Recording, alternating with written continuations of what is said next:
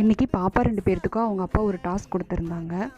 Last இயரில் வாங்கின note books எல்லாம் வந்து டெக்ஸ்ட் புக்கெல்லாம் தனியாகவும், எழுதி தீர்ந்து போன நோட்ஸ் எல்லாம் தனியாகவும், பேஜஸ் இருக்கிற நோட் தனியாகவும் எடுத்து வைங்க.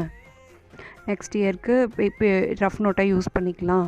தீர்ந்து போன நோட்டெல்லாம் வந்து எடைக்கு போட்டு அந்த காசை நான் உங்களுக்கு உண்டியலில் போடுறதுக்கு கொடுக்குறேன் அப்படின்னு சொல்லியிருந்தாருங்க.